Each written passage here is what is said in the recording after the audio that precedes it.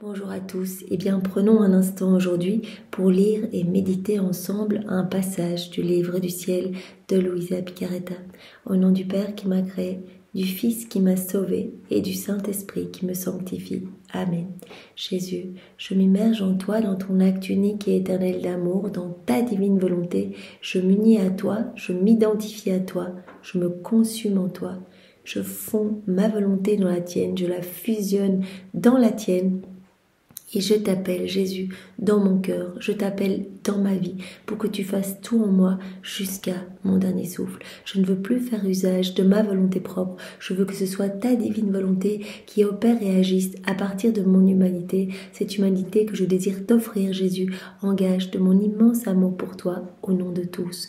Oui, Jésus, prolonge ta vie en moi, viens continuer ta vie en moi, sers-toi de tout ce que je suis, viens investir mes actes de ta présence, viens regarder à travers mes yeux, viens parler à travers ma bouche, respirer dans mon souffle, soit dans chacune de mes pensées, dans chacun de mes pas. Vraiment, marque-moi complètement du sceau de ton divin fiat.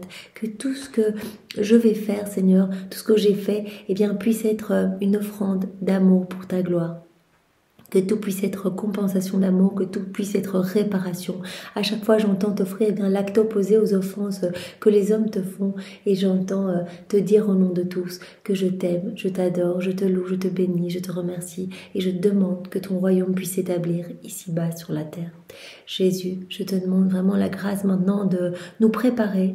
Voilà, chacun de nous vient nous bénir, vient toucher nos cœurs, vient placer en nous ton intelligence, ta sagesse pour que nous puissions accueillir ces écrits qui sont les tiens. Tu l'as dit, tu l'as montré à Louisa en les prenant sur ton cœur, tous ces écrits, tous ces mots. Tu as dit, voilà, cela ne t'appartient pas, chaque mot est béni et chaque connaissance que je te donne est une vie que je sors de moi. C'est vraiment, c'est une partie de moi que je donne en fait. Alors, vraiment Seigneur, que nous puissions accueillir avec ta sagesse à toi, que nous puissions comprendre tous ces mots qui sont les tiens, que nous puissions les laisser descendre dans nos cœurs, nous en abreuver, nous en nourrir et les mettre en pratique. Tu nous appelles tant et plus à cette mise en pratique. Il ne suffit pas de lire, c'est déjà magnifique, c'est déjà une douche de lumière pour notre âme, un baume et un parfum vraiment pour notre cœur. Mais vraiment, tu nous dis, je vous séduis à travers ces mots pour vous donner cette soif de mettre en pratique, cette soif de vivre dans ma divine volonté. Et comment vivre dans la divine volonté de Jésus? En nous unissant à lui continuellement, en l'appelant au début de nos journées. Jésus, je veux vivre dans ta divine volonté. Jésus, je veux te glorifier par tous mes mouvements. Jésus, je veux que ce soit ta divine volonté qui fasse tout en moi. Et puis tout au long de la journée, en l'appelant dans nos petites actions. Eh bien Jésus, voilà, viens regarder à travers mes yeux, viens divine volonté penser à travers mes pensées, viens divine volonté tout faire en moi, comme en Jésus, dans sa divine humanité. Que tous mes actes deviennent divins, éternels et ne soient plus humains, que vraiment tous mes actes puissent t'amener une gloire parfaite et éternelle au nom de tous.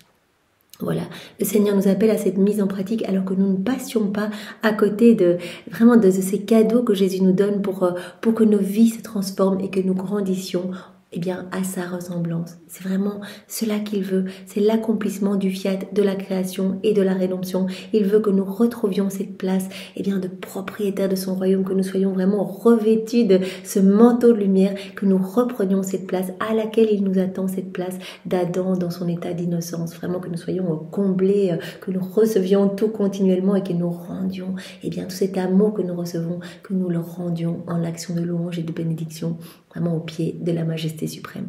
Alors Seigneur, aide-nous, vraiment transforme-nous, aide-nous à comprendre et viens maintenant parler à travers ma bouche, envoie sur chacun de nous ton Esprit Saint, que ce moment fait en union avec toi puisse avoir des retombées, des effets magnifiques dans tous les cœurs. Viens Esprit Saint, viens par la puissante intercession du cœur immaculé de Marie, ton épouse bien-aimée. Viens, Esprit Saint, viens, par la puissante intercession du cœur immaculé de Marie, ton épouse bien-aimée. Viens, Esprit Saint, viens, par la puissante intercession du cœur immaculé de Marie, ton épouse bien-aimée. Alors le passage que nous allons méditer est celui du 4 avril 1928. Nous sommes dans le volume 24 et c'est Louisa qui parle. Je faisais ma ronde dans le divin fiat et bien des choses au sujet de la suprême volonté me passaient par l'esprit. Alors je me disais, Comment se fait-il que si les connaissances sur la divine volonté deviennent connues, le royaume pourra alors venir? Jésus nous en parle depuis plusieurs jours. Il nous travaille pour nous montrer à quel point toutes ces vérités sont importantes et que vraiment ce n'est que par leur connaissance, vraiment leur ingestion, vraiment en les digérant au fond de nos cœurs et en les mettant en pratique, que nous allons pouvoir rentrer en possession de tout ce dont Jésus veut nous combler. Nous allons commencer à faire, en lisant ces connaissances, nous allons être appelés à faire des rondes comme Louisa, puisque vraiment elle est totalement enseignée par Jésus. Elle nous montre comment prier, comment glorifier, comment faire au quotidien pour vivre dans la divine volonté. Ces connaissances qui sont toutes déposées dans le cœur de Louisa, qui en est la dépositaire, qui a été choisie pour former le royaume de la divine volonté en union avec Jésus. Eh bien, ces connaissances peuvent maintenant, nous être données. Quand nous lisons les écrits du ciel ensemble, que nous méditons sur ces connaissances, nous les recevons. Et Jésus vient nous travailler pour que vraiment nos vies se transforment et que nos yeux s'ouvrent en fait, que ce voile opaque tombe de nos yeux et que nous puissions voir l'amour de Dieu. Là, il nous touche en nous montrant que son amour est partout, qu'on a été façonné dans l'amour, qu'on est gorgé de son amour et qu'il attend notre retour d'amour. Jésus nous parle souvent vraiment de cette passion éternelle. Vraiment, Jésus a vécu 3 passions lors de son passage sur la terre. D'abord, la passion de l'amour, vraiment, l'amour a la primauté sur tout. Et donc, vraiment, toutes ces fois où nous agissons déconnectés de la divine volonté, toutes ces fois où, nos actions n'ont pas comme finalité l'amour de Dieu, rendre gloire à Dieu. La deuxième passion que Jésus a vécue, est cette passion du péché. En fait, il a pris sur lui toutes nos offenses. Tous nos colères, les jurons, les hérésies, toutes les choses affreuses. En fait, il a dit, l'homme a volé en fait la gloire de mon Père. L'homme, par ses péchés, en fait, s'est engouffré en vivant dans sa volonté propre. Il ne nous a pas rendu cette gloire. Il l'a comme usurpée. Et donc, je suis venue sur la terre pour donner cette gloire à mon Père, pour refaire tous les actes, pour reprendre tous ces actes mauvais, pour les vaincre. En fait, il a tout ressenti en lui, les colères, etc. Mais il a tout vaincu avec sa volonté humaine. Et il a tout refait avec sa divine volonté pour que nos vies soient toutes parfaites, soient toutes refaites. Donc, tout est fait. Il ne faut plus que l'accueil des connaissances. Donc tout a été fait, nos vies ont été magnifiées, tout est là en acte suspendu, on ne doit plus que nous servir. Mais Jésus dit, voilà, maintenant je donne toutes ces vérités sur ma divine volonté, je les dépose en toi. Et vraiment par la connaissance, par la publication de ces connaissances, par la propagation de ces connaissances, les hommes vont se laisser transformer et le royaume de ma divine volonté va pouvoir s'établir sur la terre. Puisque quand nous mettons en pratique, nous élargissons les frontières de la divine volonté. À chaque fois qu'on s'unit à Jésus dans cette union sanctifiante, à chaque fois, il y a plus de lumière. Cette lumière même de Dieu qui éclipse les ténèbres. Et donc, le royaume descend un peu plus rapidement sur la terre et ses frontières s'élargissent dans nos cœurs, mais aussi dans tous les cœurs. Donc, c'est vraiment magnifique. Et donc, vous allez me dire, mais comment ça se fait que vraiment ce n'est que par la réception de ces connaissances que le royaume de la divine volonté va voir le jour. S'il a tant fait pour la venue du royaume de rédemption, la simple connaissance de la rédemption n'a pas suffi et il a dû travailler, souffrir, mourir, faire des miracles. Les connaissances seules seront-elles suffisantes pour le royaume du divin fiat qui est plus grand que la rédemption? Jésus l'a dit, le royaume de la sanctification, ce fiat de la sanctification est vraiment le parachèvement de tout, est beaucoup plus grand encore que le fiat de la création, que toute la création entière et que le royaume de la rédemption. Donc elle se dit, si les connaissances n'ont pas suffi pour le royaume de la rédemption, Jésus a dû venir, il a dû souffrir, il a dû tout faire pour nous, il a dû nous trouver vraiment ses remèdes, il a dû travailler, il a dû mourir, il a dû faire des miracles, etc. pour que ce royaume puisse s'établir. Et encore, on n'en prend pas tous les biens. Elle dit, est-ce que ces connaissances vont suffire pour le royaume du divin fiat? Ces connaissances vont suffire pour l'installation de ce royaume. Je pensais à cela lorsque mon aimable Jésus se manifesta en moi et me dit: ma fille, pour former la plus petite chose, les créatures ont besoin de matières premières, de travail et doivent procéder par étapes. Donc Jésus recadre Louisa en disant, voilà, tu réfléchis de manière humaine, c'est vrai que l'homme, il a besoin, même pour faire une toute petite chose, il a besoin de travailler par étapes, il a besoin de matières premières, il a besoin de travail, etc. Mais pour Dieu, c'est tout à fait différent. Dieu n'a besoin de rien pour créer et former les plus grandes œuvres et l'univers entier. Comme Jésus le dit ici, pour nous, la parole est tout. La parole suffit pour tout faire. L'univers tout entier n'a-t-il pas été créé par une seule parole? Et pour que l'homme puisse jouir de l'univers tout entier, il suffisait de le connaître.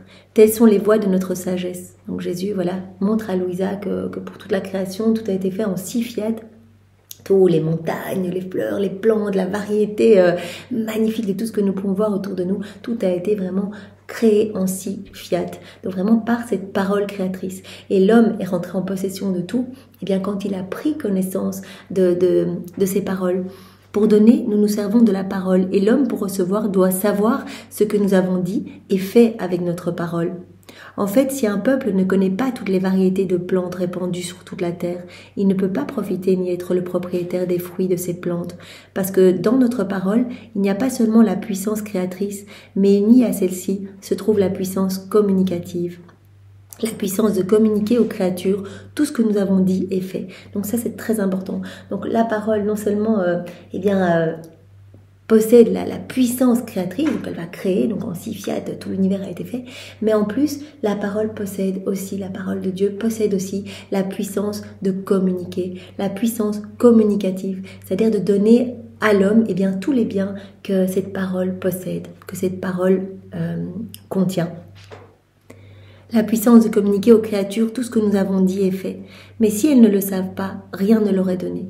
Voilà, donc c'est vraiment la connaissance qui va donner la possession. En fait, c'est pour cela que Jésus dit, ces connaissances du livre du ciel sont tellement importantes parce que quand les hommes vont recevoir, donc ils vont avoir cette soif de posséder ce royaume, en fait, de vivre dans la divine volonté et que ce royaume s'établisse sur la terre. C'est pour cela que nous sommes amenés, au plus nous lisons, eh bien, à demander à faire des rondes comme nous l'a appris Louisa, comme Jésus l'a appris à Louisa, qui nous l'a appris à travers ses écrits, eh bien, à demander partout que s'établisse le royaume du divin fiat sur chaque feuille, sur voilà, dans la brise du vent, chaque rayon de soleil, sur le scintillement de toutes les étoiles, dans le piaillement des oiseaux, on demande que s'établisse le royaume. Parce qu'on en a connaissance, parce qu'on se rend compte vraiment de la merveille du royaume de la divine volonté que l'homme a perdu en quittant voilà, cet état de grâce, cet état d'union avec son Créateur. Et donc, nous le revoulons parce que Jésus nous donne l'eau à la bouche à travers toutes ces connaissances. Donc, la connaissance donne cette soif, en fait. La connaissance va donner vraiment la possession. On connaît, on veut, on met en action,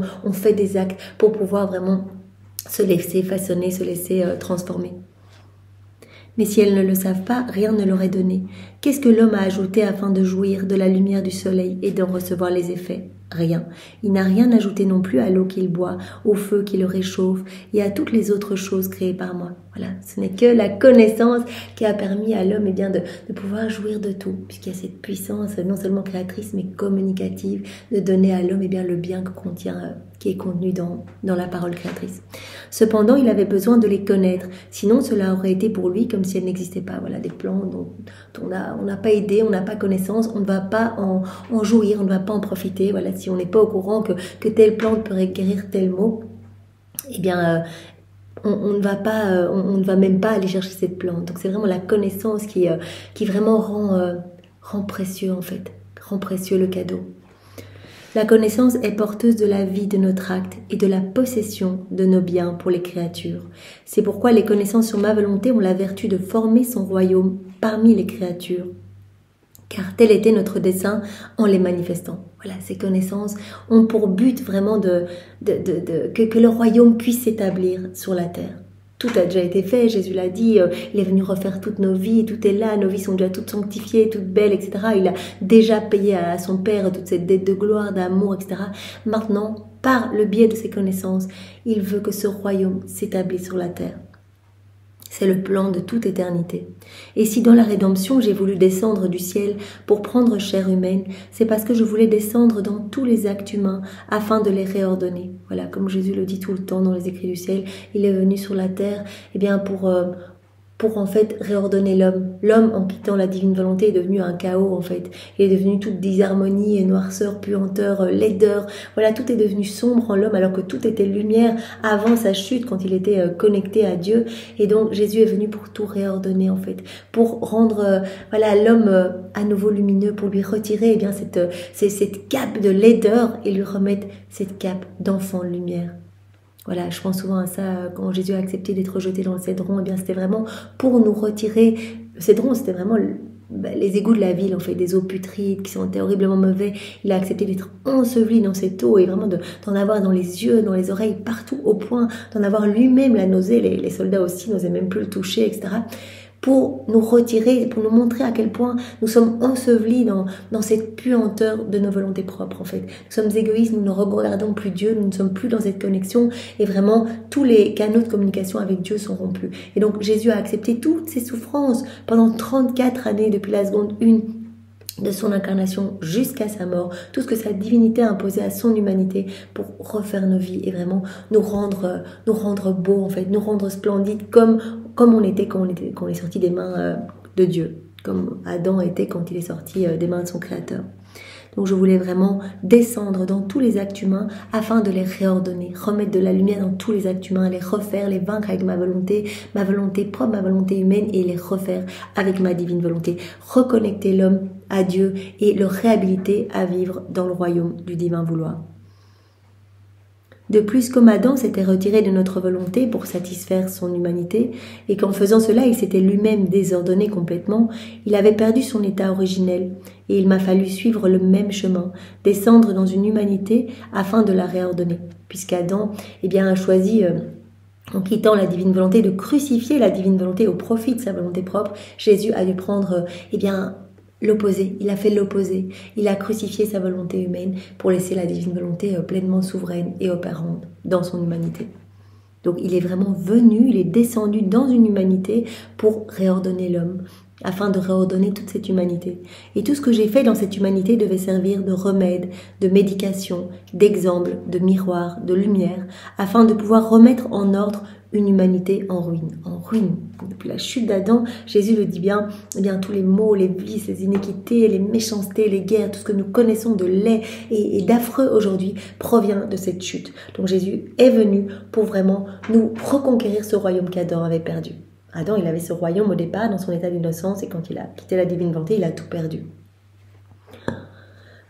Or, ayant fait tout ce qui était nécessaire, et plus encore, si bien que je n'avais plus rien d'autre à faire, j'avais tout fait, et je l'avais fait comme Dieu, de façon surprenante et avec un amour invincible, afin de réordonner cette humanité en ruine.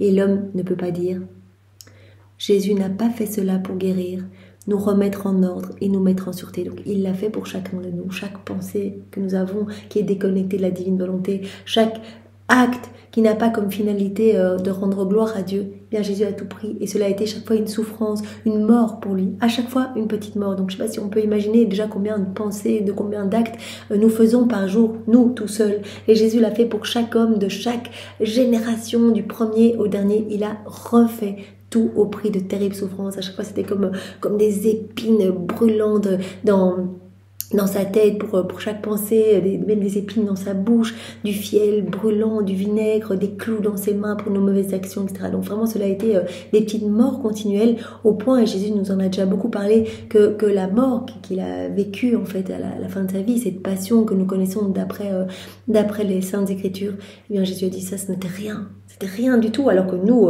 on voit ces coups de fouet affreux, ces 5480 coups, sa chair qui se décroche, etc. Ces épines, vraiment ces buissons d'épines affreux. Ce buisson qu'on lui a tapé 3 fois dans la tête, cette mise à nu, on voit ces grands clous sans pointe dans ses pieds, etc. Donc on se dit déjà c'est affreux. Et Jésus dit ça c'est rien, parce que c'est temporaire. On sait que on enfonce un clou et puis le simple fait de savoir qu'on pourrait le retirer amène déjà du soulagement. Mais ce que j'ai vécu, c'était continuel, c'était tout le temps, ça s'arrêtait jamais. Quand j'étais petit, que je parlais avec mes cousins, que je me baladais, que ma maman nous donnait des petits cours, c'était maman Marie qui faisait la petite école à la maison avec les cousins de Jésus, etc. Eh bien, à chaque instant, Jésus mourait pour tous nos actes. Donc j'ai tout fait de manière à ce que l'homme ne puisse pas dire pour moi tu n'as rien fait. Donc pour chaque homme, il a tout refait, il a tout magnifié, il a tout sanctifié, il a vraiment offert à son Père la gloire que chaque homme lui devait. Et tout ce que j'ai fait dans mon humanité n'était que la préparation et les remèdes que je prescrivais pour que la famille humaine puisse se rétablir et revenir à l'ordre de ma divine volonté. Voilà, bien sûr, c'était pour nous ouvrir les portes du ciel, pour nous sauver, pour notre salut, mais vraiment c'était avant tout Jésus le dit tellement de fois, et c'est ça qui est vraiment magnifique et nouveau avec ces écrits du ciel, ce que nous apprenons, c'est qu'en fait, tout ce qu'il faisait était comme un cri réclamant le royaume de la divine volonté. C'était comme un appel vers le ciel, suppliant pour que ce royaume vienne s'établir sur la terre, pour que l'homme puisse vivre à nouveau dans ce royaume. Tout ce qu'il a fait, les 30 années cachées, à Nazareth avec sa maman, avec Saint Joseph, comme on le voyait il y a quelques jours, quand il tapait sur le bois à l'atelier avec Saint Joseph, en fait, il tapait, il martelait nos volontés propres pour vraiment laisser de la place à sa divine volonté. Et puis les 3 années de prédication, tout ce qu'il a fait également appelait ce royaume dans nos cœurs pour que vraiment la divine volonté puisse reprendre cette place souveraine en nous. C'était vraiment, voilà ce qu'il le dit. Je prescrivais pour que la famille humaine puisse se rétablir et revenir à l'ordre de ma divine volonté.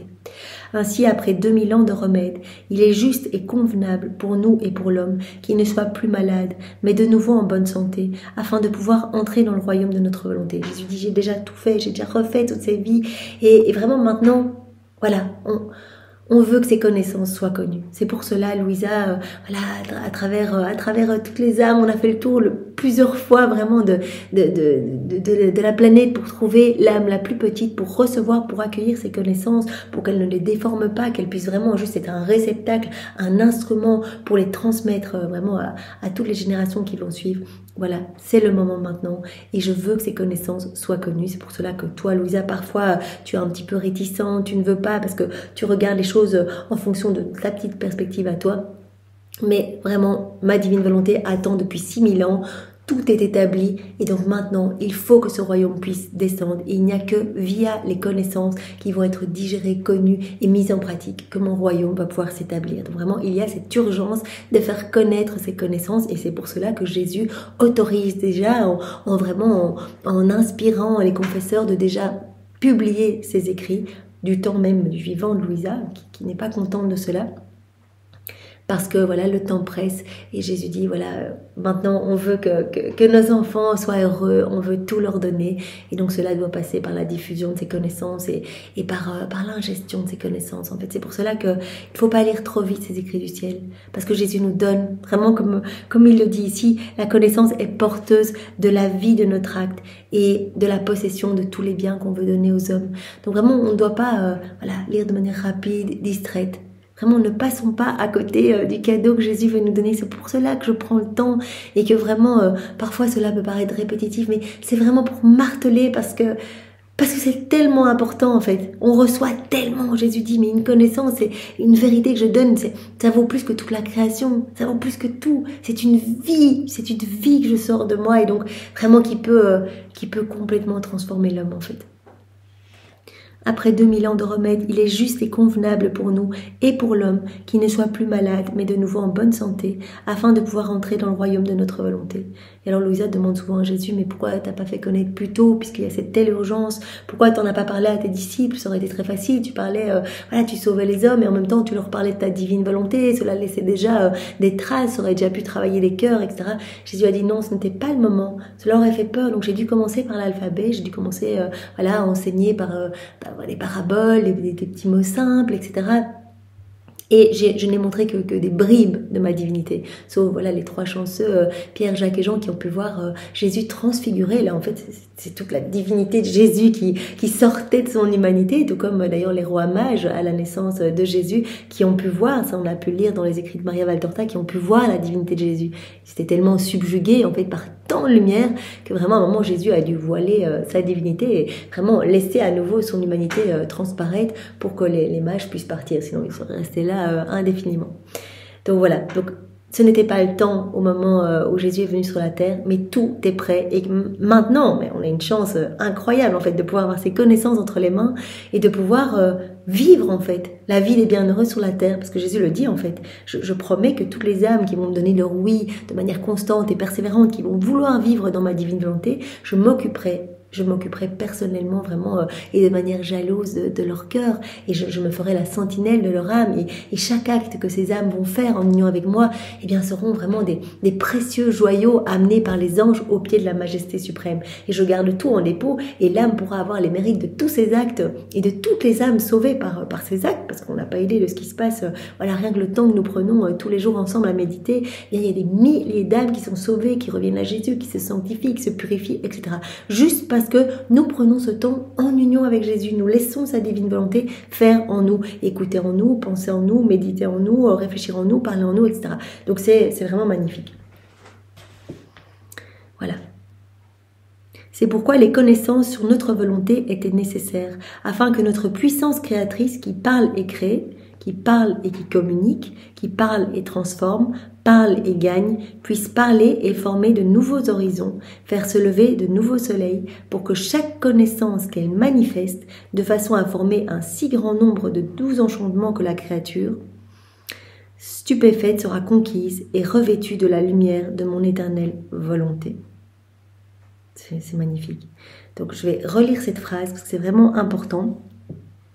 C'est pourquoi les connaissances sur notre volonté étaient nécessaires, afin que notre puissance créatrice, donc qui parle et crée, parle et communique, parle et transforme, parle et gagne, eh bien puisse parler, la puissance créatrice, qu'elle puisse parler et former de nouveaux horizons, faire se lever de nouveaux soleils, pour chaque connaissance qu'elle manifeste. Chaque connaissance, un nouveau soleil, une vie divine, etc.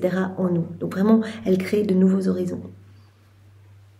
De façon à former un si grand nombre de doux enchantements que la créature stupéfaite sera conquise et revêtue de la lumière de mon éternelle volonté. Voilà.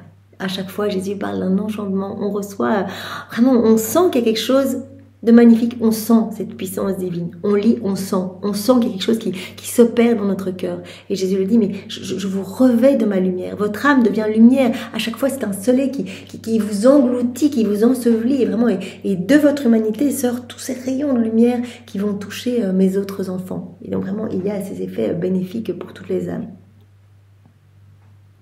De fait, il ne manque rien d'autre à la venue de son royaume que l'échange d'un baiser entre les deux volontés, l'une se dissolvant dans l'autre, ma volonté qui donne et la volonté humaine qui reçoit. Vraiment, l'homme doit juste recevoir, accueillir et tout est déjà fait en fait. Par conséquent, tout comme ma parole a suffi pour créer l'univers, elle sera suffisante pour créer le royaume de mon fiat. Mais il est nécessaire que les paroles que j'ai dites et les connaissances que j'ai manifestées soient connues. Sa parole va suffire, ses connaissances vont suffire pour que le royaume s'établisse. Mais il faut que ces connaissances soient connues, qu'elles soient digérées et qu'elles puissent être mises en pratique, pour pouvoir communiquer le bien que contient ma parole créatrice. C'est pourquoi j'insiste tellement pour que les connaissances sur ma volonté et le dessein en vue duquel je les ai manifestées soient connus, afin de pouvoir réaliser le royaume que je désire tant donner aux créatures. Et je remuerai ciel et terre pour atteindre ce but. Ciel et terre pour atteindre ce but, le but que tous mes enfants, nous dit Jésus, vivent dans le royaume de la divine volonté. Donc il ne faut plus, tout a été fait, il ne faut plus que la connaissance soit diffusée, que les hommes puissent accueillir toutes ces vérités et les mettre en pratique. Vraiment pour reprendre cette place à laquelle je les attends, cette place vraiment d'enfants chéris, d'enfants légitimes de Dieu, d'héritiers de tout mon royaume. Merci Seigneur pour vraiment cet enseignement que tu nous as donné à travers la personne de Louisa. Sois béni, loué et glorifié au nom de tous dans ta divine volonté. Au nom du Père et du Fils et du Saint-Esprit. Amen. Soyez tous bénis. Au revoir. Alors le passage que nous allons méditer est celui du 29 avril 1928. Nous sommes donc dans le volume 24 et c'est Louisa qui parle. Mon pauvre esprit est toujours la proie du fiat suprême. Il me semble que je ne peux penser à rien d'autre et que rien d'autre ne m'intéresse. Voilà, puisque c'est Jésus qui agit en Louisa, c'est sa divine volonté qui opère. Et bien voilà, elle est tout le temps occupée à faire ses rondes. Elle est vraiment prise dans ce flot continuel. Elle va rechercher tous les actes de Jésus dans l'œuvre de la rédemption. Elle les récapitule, elle place ses je t'aime. Et puis elle vient tenir compagnie à la divine volonté qui opère, qui agit dans les éléments créés. Elle place ses actes d'amour, d'adoration, de louange sur chaque petite chose, chaque petit élément de la création. Et puis elle accompagne la divine volonté, elle accompagne l'Esprit Saint dans les sacrements pour lui tenir compagnie et pour vraiment le consoler et l'aimer, lui qui souffre vraiment de solitude dans chacun de ses sacrements. Donc elle est tout le temps occupée à penser à la divine volonté et son âme est tout le temps occupée à prier, à réparer, à faire ses rondes. C'est normal puisque c'est Jésus qui opère en elle, c'est sa divine volonté qui agit en elle. Je sens en moi un courant qui m'arrête tantôt à un point, tantôt à un autre de la divine volonté. Mais je finis toujours sans jamais pouvoir tout prendre de sa lumière infinie. Elle sent bien cette vie divine en elle. Elle sent que c'est une source intarissable. Jésus lui a dit, mais c'est la source comprenant absolument tout. Et il y aura toujours quelque chose de nouveau à prendre, puisque vraiment, voilà, c'est une source infinie. Parce que j'en suis incapable de pouvoir tout prendre toute cette lumière. Et mon aimable Jésus, se manifestant en moi pour me faire une surprise, me dit « Ma fille, lorsque l'âme pratique une vertu, le premier acte qu'elle pratique forme la semence. Et en pratiquant le second, le troisième, et ainsi de suite, elle cultive la semence, l'arrose, et elle devient une plante qui produit ses fruits, etc. Si l'âme ne pratique cette vertu qu'une seule fois, ou un petit nombre de fois, la semence n'est ni arrosée ni cultivée. Elle meurt et l'âme reste sans plante et sans fruit, car une vertu n'est jamais formée par un acte seul, mais par des actes répétés. Cela se passe comme sur la terre. Il ne suffit pas de semer la graine en terre, il faut la cultiver souvent et l'arroser si l'on veut avoir la plante et les fruits de cette semence. Sinon la terre durcit et la recouvre sans lui donner la vie. Donc Jésus parle ici. Voilà, il fait un parallèle entre la terre et la pratique des vertus. Et il dit, ben voilà, comme si on veut acquérir une vertu, il faut d'abord commencer par un premier acte, comme si voilà, c'était la première semence. Et à force eh bien, de pratique, voilà, de persévérance, eh bien, c'est comme si à chaque fois on arrosait cette petite semence qui va devenir une plante qui va porter du fruit. Il dit, c'est comme pour la terre, voilà, si vous regardez, voilà, il y a une petite semence, si on ne l'arrose pas, si on ne fait rien, eh bien, la terre va se durcir.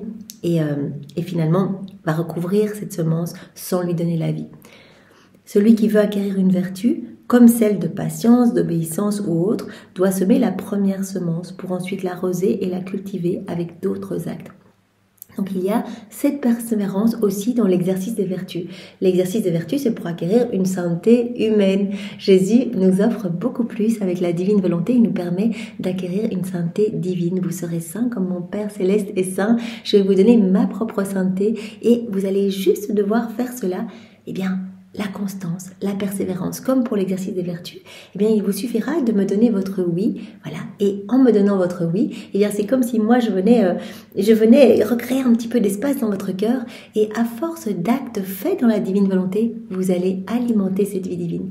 Donc vraiment, ma volonté est beaucoup plus qu'une petite semence. C'est une vie. En fait, je vous donne directement ma vie, et vous allez l'alimenter et la faire grandir à chaque fois que vous allez vous unir à moi. Donc Jésus vraiment nous prend ce parallèle pour nous montrer à quel point la vie dans la divine volonté eh bien, vaut vraiment tous les trésors de la terre. Un acte fait dans la divine volonté, ça Jésus l'a dit tellement de fois à Louisa, eh bien cela vaut même plus que la vie de tout un saint, de tous les saints réunis, parce que c'est Jésus qui le fait en nous. Donc vraiment, il nous appelle à cette persévérance une fois de plus, à cet abandon entre ses bras, lui faire confiance, dire voilà Jésus, je comprends pas tout. Il y a quelque chose qui m'attire dans ces écrits du ciel, parce que Jésus a dit, je vais mettre quelque chose vraiment dans mes mots, quelque chose qui va vous séduire, qui va vous donner envie d'y retourner et de mettre en pratique. Eh bien, voilà Seigneur, je m'offre à toi, je te donne mon oui. Si vous ne l'avez pas encore fait, c'est le moment. Donnons notre fiat, immergeons-le vraiment dans la divine volonté, donnons-le dans la divine volonté pour que vraiment il soit immuable, qu'il ne puisse plus être retiré. Et vraiment, laissons Jésus agir. Jésus a dit, vous me donnez votre oui et le tour est joué. Il suffit après que vous me manifestiez votre intention, parce que c'est ça qui est magnifique. Au plus, on va lui dire, Jésus, je vis dans ta divine volonté. Jésus, je m'unis à toi. Jésus, viens, on va faire la vaisselle ensemble, on va aller marcher ensemble. Viens, Jésus, je vais conduire dans ta divine volonté. Viens, divine volonté, regardez à travers mes yeux, parlez à travers ma bouche, écoutez à travers mes oreilles. Viens tout faire en moi, comme en Jésus, dans sa divinité. Et bien, à chaque fois, cette vie divine grandit. Donc, on l'alimente en fait à chaque fois qu'on fait des actes, à chaque fois qu'on reçoit des enseignements. Chaque fois, c'est aussi une vie divine qu'on va alimenter. On va alimenter vraiment cette lumière en nous. Donc, il y aura de moins en moins de choses humaines. Et Jésus, on parlait dans le volume 35, je trouve ça tellement beau. Jésus disait, non, je crois que c'est dans le volume 24. Oui, c'est un peu plus long, on le verra dans quelques jours. Eh bien, il disait, en fait, le nombre d'actes est prévu par Dieu, a déjà été prévu de toute éternité. Donc pour chaque personne, il faut que nous fassions un nombre d'actes dans la divine volonté pour acquérir le royaume. Donc parfois on voit pas de fruits, on se dit mais qu'est-ce qui se passe? Oui, c'est vrai, je suis un peu plus détachée des choses du monde, mais le Seigneur va progressivement. On a emmagasiné beaucoup de choses vilaines dans notre cœur, beaucoup de choses vraiment du monde, et il nettoie. À chaque acte, il nettoie et sa lumière prend plus de place. Et là, ne vous découragez pas, c'est pour ça qu'il faut persévérer, parce que le nombre d'actes est établi pour que ce soit un moment que votre vie soit uniquement lumière en fait. Et vraiment, quand vous ressentez encore des souffrances, des peines, il n'y a pas ça dans la divine volonté. Donc si vous en ressentez, eh bien, vous allez les ressentir en fait dans ces espaces où il n'y a pas encore ma lumière en fait, dans ces espaces qui sont encore remplis de vous-même, de votre volonté propre. Donc on peut s'imaginer vraiment l'âme, et à chaque fois qu'on agit dans nos volontés propres, eh bien en fait, il y a comme des petits espaces en fait, des petits vides, en fait, des petits vides d'amour, parce qu'on ne répond pas à l'amour de Jésus. Quand on agit dans nos volontés propres, en fait, on ne répond pas à sa tendresse. C'est comme si, en agissant seul, eh bien, on fermait la porte de notre cœur. Et donc, il y a ce petit vide. Et c'est dans ces petits vides-là, dans ces petits gaps-là, eh bien qu'on va ressentir de la tristesse, qu'on va ressentir de l'amertume, etc. Et quand on va faire des actes dans la divine volonté, eh bien, il va y avoir un peu de lumière dans notre âme, vraiment. Et petit à petit, au plus on va en faire, au plus ces petits vides-là vont se remplir de lumière, au point tel que notre âme deviendra pur amour. Et Jésus dit, eh bien, quand l'âme est totalement remplie de ma lumière, qu'elle est pure amour, eh bien, elle ne passe pas par le purgatoire. Elle vient directement dans mes bras. Si elle est restée unie à moi tout au long de sa vie, c'est normal qu'elle reste unie à moi dans le ciel, et vraiment qu'elle soit unie à ma gloire. Donc c'est vraiment magnifique. On peut déjà expier notre purgatoire ici-bas en nous unissant à Jésus. Et en plus, il refait même des choses du passé dans notre vie. Si on marche dans la divine volonté, par exemple, ou qu'on parle dans la divine volonté, Jésus va reprendre toutes les fois où on a parlé dans la divine volonté depuis notre naissance, et bien jusqu'à aujourd'hui. Il va reprendre toutes les fois pour vraiment pallier tous ces vides de sa lumière. Voilà, si on mange dans la divine volonté, il va reprendre toutes les fois où on a mangé dans notre vie et il va tout remplir de lumière. Donc petit à petit, notre vie devient complètement lumière. Mais vraiment, il est bon de garder en tête que la persévérance est vraiment, est ce qu'il faut vraiment... est ce qu'il faut faire. Donc il faut vraiment tout le temps demander avec les actes préalables le matin, puis tout au long de la journée. Parce qu'il n'y a que dans la persévérance que ces douces chaînes d'amour vont pouvoir se tisser avec Jésus, qu'il va pouvoir se sentir bien. Il va dire, ok, cette âme désire vraiment vivre dans ma divine volonté. Et donc, à la fin, il ne nous prêtera plus sa volonté, il nous la donnera. Donc ça, c'est magnifique. Et puis rappelons-nous aussi que il y a ce nombre d'actes, ça je vraiment trouve ça merveilleux, un nombre d'actes à faire pour recevoir tout le package, le royaume dans notre cœur. Donc vraiment, ne nous décourageons pas et continuons à faire nos rondes et à consoler Jésus, à l'aimer et à ne regarder que lui, à garder nos regards fixés sur lui. Voilà, donc celui qui veut acquérir une vertu, comme celle de patience, d'obéissance ou autre, doit semer la première semence pour ensuite l'arroser et la cultiver avec d'autres actes. De cette façon, l'âme formera un grand nombre de plantes belles et diverses. Par contre, comme on vient de le dire, ma volonté n'est pas une semence comme les vertus. Donc Jésus a pris cet exemple, la terre autour de nous, si on l'arrose pas, ça va être une terre toute sèche, il n'y aura pas de fruits. Il a pris pour l'exercice de vertu et il dit, mais dans ma divine volonté, c'est bien plus que ça. Je vous donne pas, c'est pas une petite semence que vous allez arroser, non, c'est une vie divine. Ma volonté n'est pas une semence comme les vertus, elle est la vie. Et à mesure que l'âme commence à être résignée à voir ma volonté en toutes choses et à vivre en elle, la petite vie divine se forme en elle. Et en progressant dans la pratique de la vie dans ma volonté, cette vie divine continue à croître et à s'étendre. C'est pour cela qu'au plus on va faire des actes dans la divine volonté, au plus on va étendre les frontières du royaume, parce qu'à chaque fois, Jésus va dilater un peu plus notre cœur pour nous donner plus. La vie dans la divine volonté lui permet en fait de nous donner tout ce dont il rêve de nous combler. En fait, tout est pour nous, vraiment, toute la création, toutes ses œuvres, il veut tout nous donner, ses attributs, ses qualités, tout. Et donc, si notre cœur est rempli des choses du monde, il n'a pas d'espace pour déposer. Donc, il a besoin vraiment de ce détachement pour pouvoir déverser en fait. Et à chaque fois qu'on lui fait confiance, qu'on dit Jésus, je m'unis à toi, il élargit un peu notre âme pour mettre plus. remettre plus. Donc c'est tellement, tellement magnifique. Et en progressant dans la pratique de la vie dans ma volonté, cette vie divine continue à croître et à s'étendre, au point de remplir toute l'âme de cette vie, de telle sorte qu'il ne reste plus d'elle qu'un voile qui la recouvre et la cache en elle-même. C'est trop beau en fait. On est appelé à devenir comme des voiles, notre humanité, notre corps, et comme devrait en fait, voilà, dans le plan de Dieu, devrait être comme un voile cachant la divinité de Dieu en nous en fait. Adam, dans son état d'innocence, était comme ça, son humanité était comme un voile et tout resplendissait vraiment de la présence de Dieu. Tout comme les éléments de la création, eh bien, sont comme des voiles cachant la divine volonté opérante et agissante. Nous savons que chaque élément de la création, eh bien, voilà, cache une qualité divine. La divine volonté conserve un attribut divin, une qualité divine. Et vraiment, si nous nous unissons, si nous faisons ces rondes, nous allons recevoir eh bien, ces attributs divins, ces qualités divines. Donc c'est trop bon, on est appelé vraiment à devenir vraiment des vrais tabernacles de Dieu, en fait. Des petits tabernacles d'amour. Notre cœur doit être vraiment comme un palais céleste pour accueillir la Trinité, voilà, tout le royaume, tout. Voilà. Et il en est de ma volonté comme de ses vertus. Et en progressant dans la pratique donc de la vie de ma volonté, dans ma volonté, cette vie divine continue à croître et à s'étendre au point de remplir toute l'âme de cette vie. Voilà. Donc vraiment, au plus on va faire des actes, au plus cette lumière va s'étendre, au point que notre âme sera gorgée de la lumière même de Dieu, de son amour, de sa splendeur, de tous ses attributs divins. De telle sorte qu'il ne reste plus d'elle qu'un voile qui la recouvre et la cache en elle-même. Et il en est de ma volonté comme de ses vertus. Si la créature ne donne pas l'aliment naturel de ses actes à la vie divine qui est en elle, cette vie ne grandit pas. Comme pour les vertus, eh bien, il va falloir à un moment faire des actes dans la divine volonté pour faire grandir cette vie. Ce n'est pas une semence, c'est une vie, donc c'est très précieux, mais il faut l'alimenter pour la faire grandir. Si la créature ne donne pas l'aliment naturel de ses actes à la vie divine qui est en elle, cette vie ne grandit pas et ne la remplit pas entièrement. C'est ce qui arrive à un nouveau-né qui n'est pas nourri après sa naissance et qui meurt. En fait, puisqu'elle est la vie, ma volonté a besoin, plus que les vertus qui sont les images des plantes, d'être continuellement nourrie pour grandir et devenir une vie entière, autant que la créature en est capable.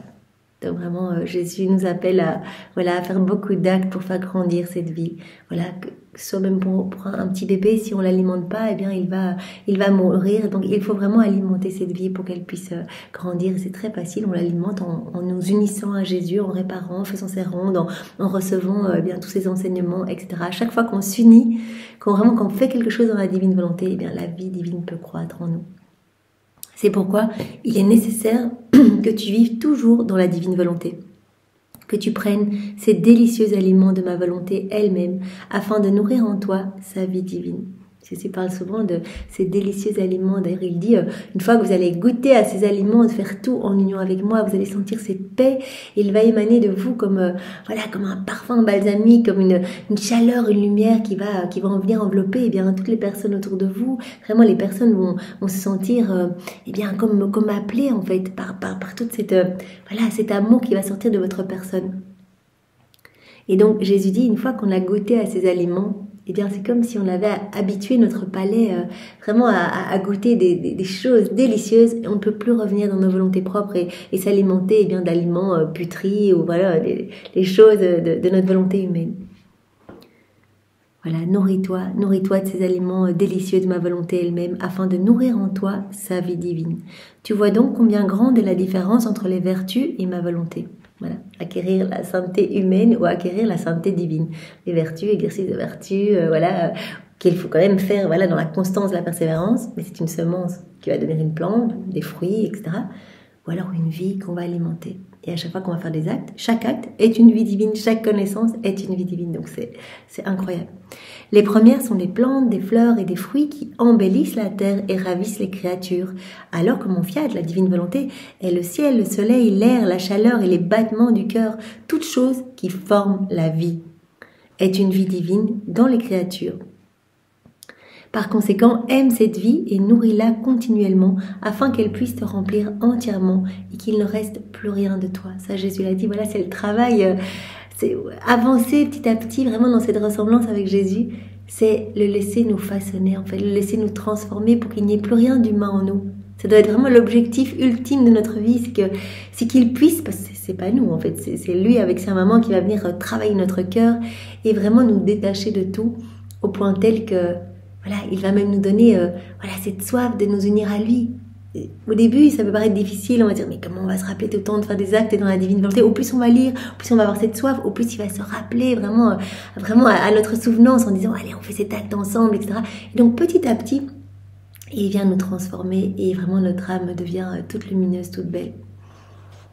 Après quoi je continuais ma ronde dans la divine volonté et en répétant le refrain des « Je t'aime », je disais « Jésus, mon amour, je veux laisser tout mon être dans ton fiat afin de pouvoir me trouver dans toutes les choses créées pour les orner de ton « Je t'aime ». Voilà, il est en train de faire une ronde dans l'œuvre de la création. Elle place ses « Je t'aime » partout. On place « Je t'aime » sur les feuilles, sur les flocons de neige, sur les gouttes d'eau, dans la mer, dans les rivières, dans les nuages, sur les sentiments des étoiles, dans les rayons du soleil, dans le soleil lui-même, partout en fait, dans chaque molécule d'air, dans chaque particule de lumière, dans chaque atome de terre, on peut placer partout nos je t'aime partout, chaque grain de sable, etc.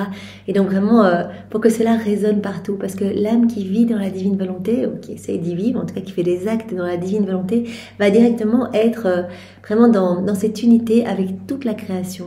Et donc tout ce qu'elle va faire va vraiment se répercuter en écho partout, sur la terre et dans le ciel. Donc vraiment tout ce qu'on va faire va être répété par chaque élément de la création. On dit Jésus je t'aime directement, toute la création va répéter cela, les saints, les anges, Marie, etc. Partout où la divine volonté est opérante, il va y avoir cette répétition de cette prière, de cette parole, de cet acte d'amour, de cet acte de louange, de bénédiction. Et donc Louisa, expressément, elle place vraiment ces actes d'amour sur les petits éléments de la création. Plus encore, je veux placer mon cœur au centre de la terre et par ses battements, je veux embrasser tous ses habitants et en suivant tous leurs battements de cœur de mes je t'aime, je veux te donner l'amour de chacun de nous. Elle dit en plus, je veux pallier à tous ces manquements d'amour, tous ces hommes qui ne t'aiment pas, je veux vraiment mettre mon cœur au centre de la terre. Il suffit d'en avoir l'intention dans la divine volonté et cela se passe. Et donc je me place au centre de la terre, je fais battre mon cœur au centre de la terre pour que vraiment mon battement de cœur qui te dit tout le temps je t'aime, je t'adore, je te loue, je te bénis, je te glorifie, que vienne ton royaume, puisse se répercuter partout, partout, partout et puisse se répercuter également dans chaque battement de cœur de chaque homme, dans chaque mouvement de chaque créature, etc. Et avec mes battements de cœur répétés au centre de la terre, je veux placer mon je t'aime dans toutes les semences que la terre contient en son sein. Donc elle nous montre des exemples de rondes. Voilà, elle place également ces je t'aime même dans les petites semences qui se trouvent en dessous de la terre. Et à mesure que les semences germent et que les plantes, les herbes et les fleurs se forment, je veux placer en elles mes je t'aime, afin que je puisse les voir enfermés dans mes je t'aime pour Jésus. Mais alors que je disais cela, ma pensée interrompit le refrain de mon je t'aime en me disant « Quelle bêtise tu es en train de dire !» Jésus lui-même doit être fatigué de t'entendre psalmodier tes je t'aime, je t'aime. Et Jésus, se manifestant très rapidement en moi et regardant partout dans la création pour voir si en toute chose, grande et petite, il y avait la vie de mes je t'aime, me dit. Donc c'est super touchant. Voilà, Jésus en fait, il se réjouit quand il y a un retour d'amour. Quand on place nos je t'aime, en fait, il est super content parce que chaque élément créé est une manifestation de son amour pour nous. Alors quand on place nos je t'aime, on répond à son amour au nom de tous, comme on le fait dans la divine volonté. On le fait vraiment comme si tous les hommes de tous les temps venaient dire je t'aime sur chaque feuille, je t'aime sur chaque fleur, sur chaque pétale, partout je t'aime avec ton amour, je t'offre tes qualités divines, je t'offre la puissance du soleil, je t'offre l'immutabilité du ciel, je t'offre l'humilité de la terre, ton humilité dans la terre, je t'offre ta bonté, ta pureté, ta beauté, vraiment ta pureté cristalline, voilà, dans l'eau, etc. Donc vraiment, on le fait au nom de tous. Et Jésus dit, en fait, je suis super content, et ça, il le dit souvent, voilà, qu'il guette, en fait. C'est tellement touchant, en fait. C'est comme si il espionnait, il attendait qu'il y ait un retour à son amour. Il dit, allez, cette petite âme-là qui vit dans la divine volonté, elle va me rendre de l'amour pour tous. Tout ce vide d'amour que je ressens, cet amour que je ne peux pas donner, parce que quand les âmes ne veulent pas, elles ne prennent pas mon amour, et cela m'asphyxie. En fait, je suis dans les cœurs, je suis la divine volonté, je suis là, mais je suis écrasée sous des torrents de boue et de décombres. Je suis mal, j'étouffe de ne pas pouvoir donner mon amour. Il dit, c'est ma plus grande souffrance de voir mon amour qui est rejeté. Pour cela que vraiment, Adam, dans son état d'innocence, vivait dans ce flux et reflux parfait. C'était l'harmonie parfaite entre le ciel et la terre. C'est à cette place-là que nous sommes appelés à retourner.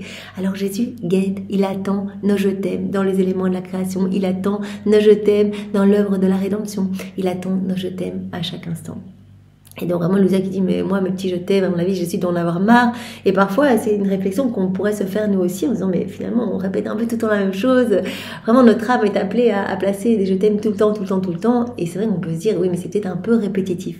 Et Jésus dit mais pas du tout en fait. Moi j'aime tellement, à chaque fois en fait j'entends en écho comme si tous les hommes m'aimaient et me prenaient dans leurs bras. J'entends eh bien mes propres je t'aime se répercuter partout. J'entends mes louanges, j'entends mes bénédictions et cela eh bien me glorifie parfaitement, glorifie mon Père et l'Esprit Saint à la perfection. Donc vraiment c'est une offrande d'amour magnifique que nous plaçons au pied de la majesté suprême.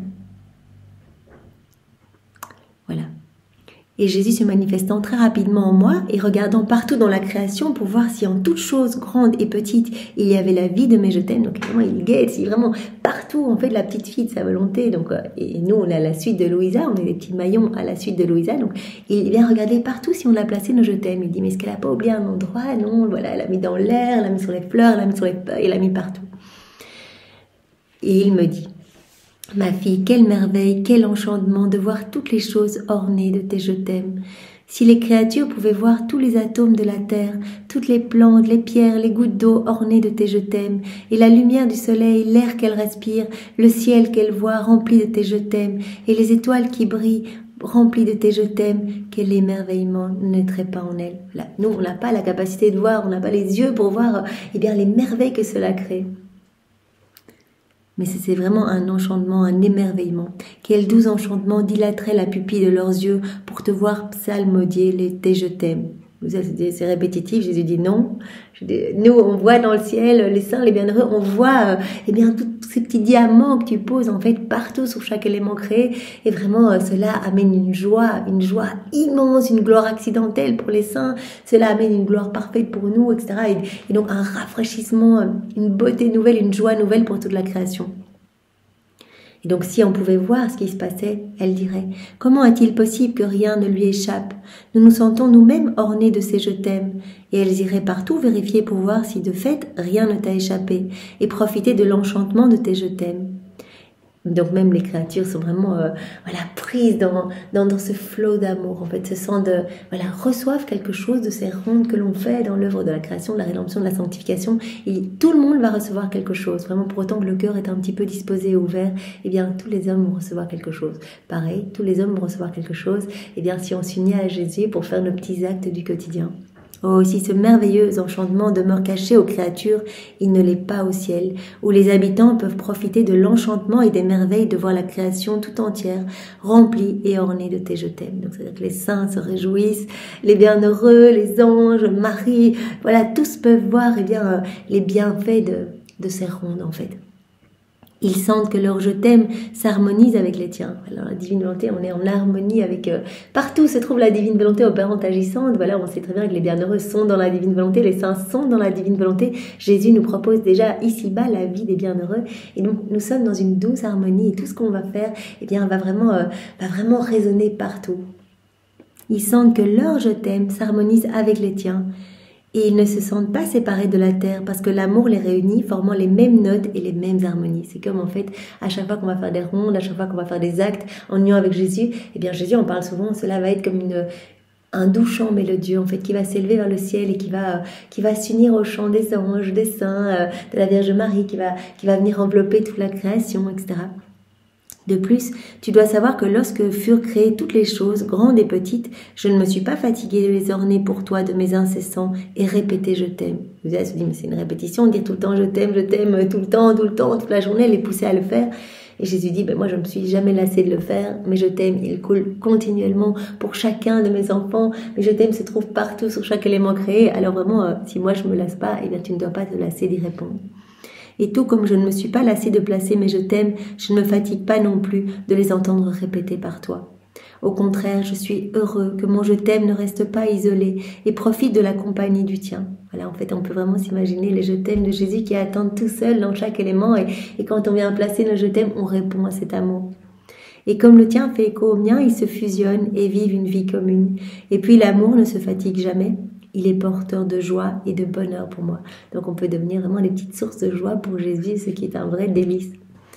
Alors je ne sais pas comment, mais une pensée m'est venue. Si je mourais et que j'allais au purgatoire, que vais-je y faire? Si déjà ici, emprisonnée dans un corps, enfermée plus que dans une étroite prison, ma pauvre âme souffre tant lorsque Jésus la prive de son adorable présence que je ne sais pas ce que je pourrais faire et souffrir pour le retrouver.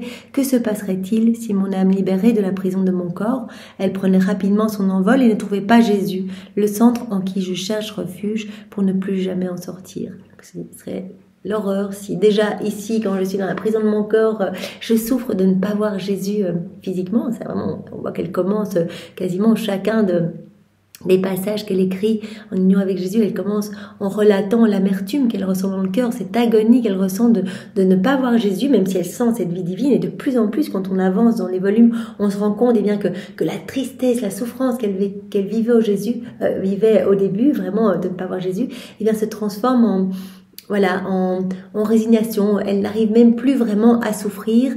Elle sent la souffrance, mais elle sent tellement cette vie divine qui déborde en elle, vie divine comprenant tous les bonheurs célestes, les joies divines, etc. Elle sent tellement de lumière, que cette souffrance, en fait, est juste ressentie extérieurement. Mais dans son âme, elle sent des ruisseaux de joie. Elle dit souvent, voilà, je sens cette souffrance, mais je sens des torrents d'amour, en fait, qui viennent tout recouvrir. Donc vraiment, parce qu'elle est de plus en plus remplie de la divine volonté. Donc Jésus l'a vraiment travaillé au fil des volumes. C'est pour cela que c'est important pour nous de commencer au volume 1, parce que Jésus va nous travailler en même temps qu'il travaille Louisa. Il ne fait pas que de nous parler de choses, voilà, quand nous lisons, il nous donne en fait ce dont il nous parle. Donc il nous parle d'une vertu, il nous la donne. Ici maintenant, il est en train de nous parler de sa divine volonté qui opère, qui est lumière, qui transforme, etc., qui est une vie divine. Il nous rajoute quelque chose dans notre âme, vraiment cette soif de faire grandir cette vie divine en nous.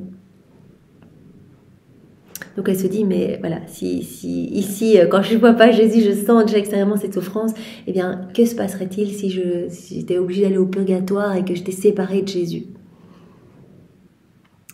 Voilà, si au lieu de trouver ma vie, le centre de mon repos, je me trouvais jetée dans le purgatoire, quel serait alors mon tourment et ma souffrance? Je me sentais oppressée par ces pensées lorsque mon bien-aimé Jésus me serra contre lui et ajouta, « Ma fille, pourquoi vouloir t'oppresser toi-même ?» Dans la divine volonté, quand on se pose des questions, qu'on a un petit peu des doutes, comme elle, voilà, une situation où elle se sent un petit peu oppressée par ses pensées, en fait cela va se répercuter partout puisqu'elle a ce 4e niveau de vie dans la divine volonté. Donc tout ce qu'elle fait va se répercuter partout. Donc Jésus dit, mais en fait, tu donnes une touche un peu de tristesse dans toute la création. Donc reste focus, vraiment reste les yeux fixés sur moi et continue à louer, bénir, adorer, à te réjouir, à me remercier, etc. Place cette joie vraiment partout, que cela puisse résonner partout et nous amener de la joie. Ma fille, pourquoi vouloir t'oppresser toi-même? Ne sais-tu pas que la créature qui vit dans ma volonté possède un lien d'union avec le ciel, avec le soleil, avec la mer, avec le vent et avec toute la création? Ça, Jésus nous le dit tout le temps, voilà. On est dans cet acte unique et éternel, donc il y a cette unité, cette harmonie entre l'âme qui vit dans la divine volonté et toute la création. Ces actes sont fusionnés avec toutes les choses créées parce que ma volonté a placé tout en commun avec elle comme si tout lui appartenait. L'âme qui vit dans la divine volonté devient dépositaire, propriétaire de tout le royaume. Tout lui appartient. Absolument tout est pour elle. Tout est enclos en son âme. Elle détient cette source jaillissante contenant tout. De sorte que toute la création ressent la vie de cette créature. Elle est vraiment en connexion avec chaque élément créé. Et si elle pouvait aller au purgatoire, ils en seraient tous offensés. L'univers tout entier se rebellerait et ne la laisserait pas aller seule au purgatoire. Les cieux, le soleil, le vent, la mer, tous voudraient la suivre. Il y a cette unité, vraiment, l'âme qui vit dans la divinité, comme reliée, non seulement reliée à Jésus, à chaque fois qu'elle fait des actes, il y a des chaînes supplémentaires de lumière, d'amour, de douceur, qui lient son âme à Jésus. Donc vraiment, il y a ce lien indissoluble, cette inséparabilité qui se construit au plus on fait des actes, et en plus l'âme est connectée et reliée à toute la création. Donc je dis, c'est impossible, tu peux pas aller au purgatoire. Si tu devais y aller, tout l'univers te suivrait, chaque élément de la création voudrait te suivre, puisque vous êtes connectés. Tous voudraient te suivre, ils quitteraient leur place et offensés diraient à leur Créateur, « Elle est tienne et elle est nôtre. La vie qui nous anime tous l'anime elle aussi.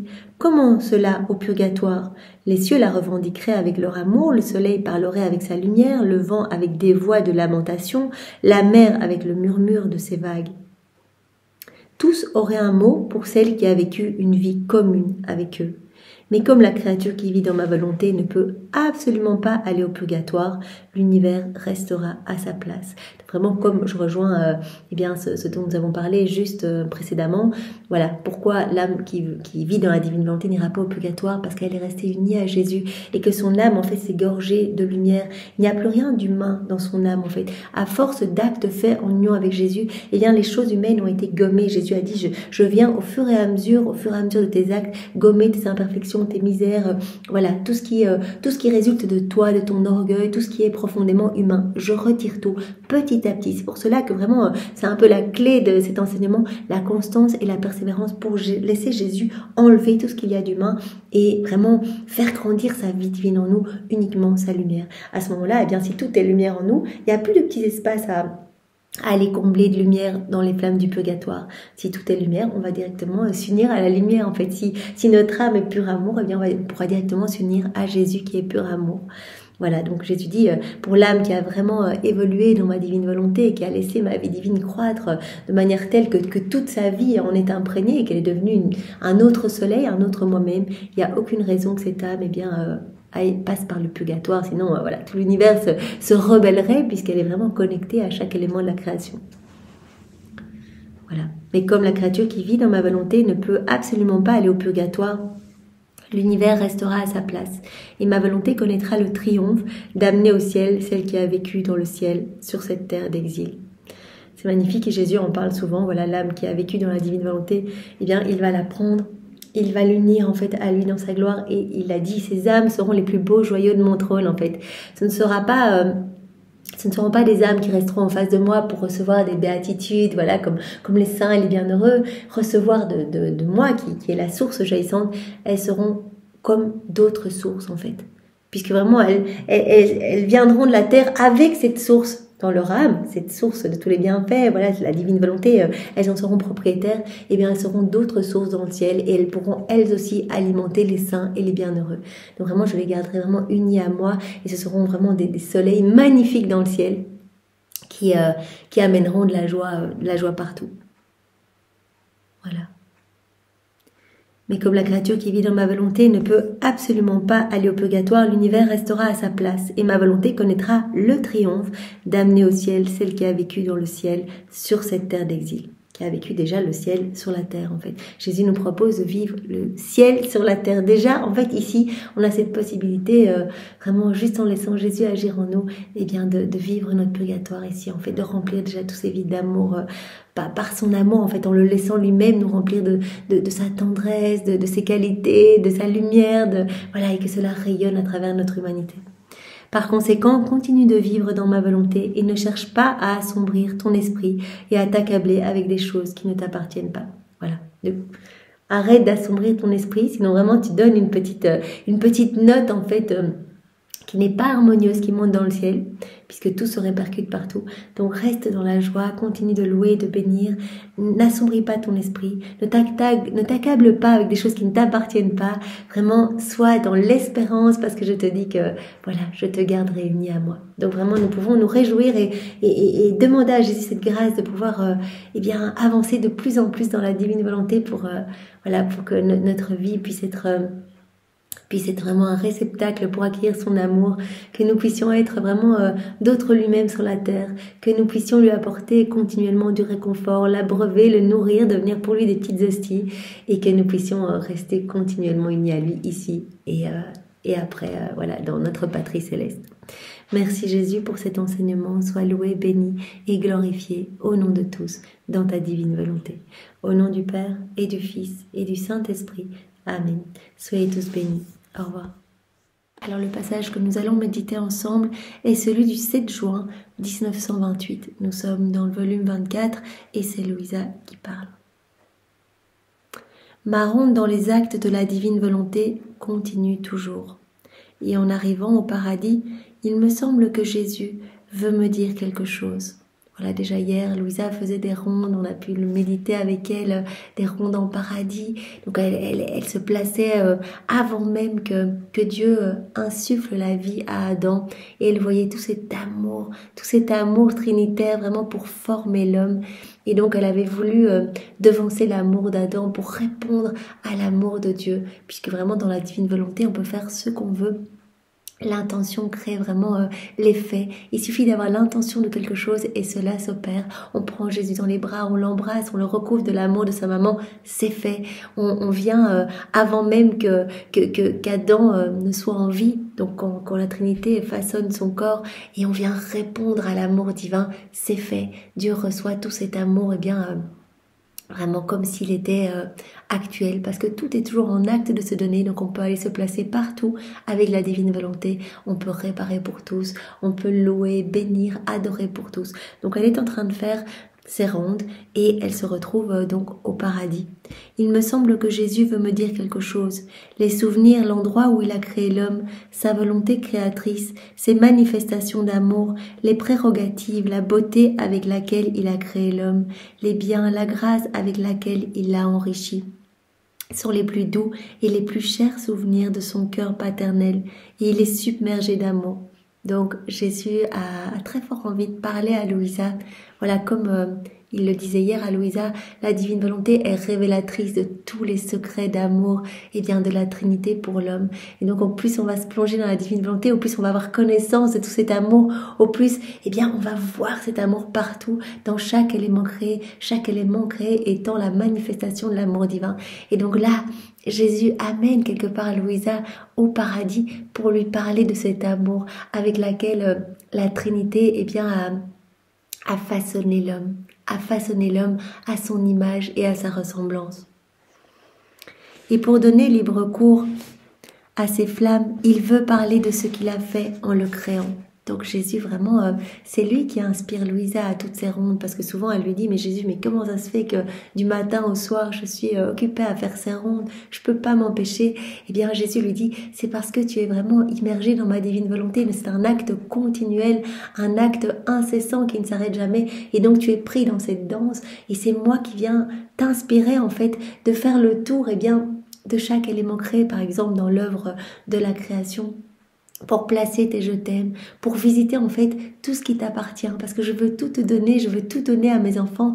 Et donc à chaque fois que tu fais ces rondes, tu rentres en possession, c'est comme si tu venais visiter tes appartements, et derrière chaque chose, dans chaque chose créée, se cache un cadeau pour l'homme. Donc dès que tu t'unis par exemple au soleil, voilà, tu viens te plonger dans ma divine volonté et tu viens placer tes je t'aime, tes actes d'amour, d'adoration dans chaque rayon de soleil, je te donne sa lumière, je te donne sa force, sa chaleur, sa vie. À chaque fois, je te donne. Tu t'unis et moi, je te donne. Donc, c'est Jésus qui est aux commandes de tout. Et c'est pour cela que là, il emmène Louisa en paradis, parce qu'il a tellement envie de parler de ce moment où l'homme a été créé.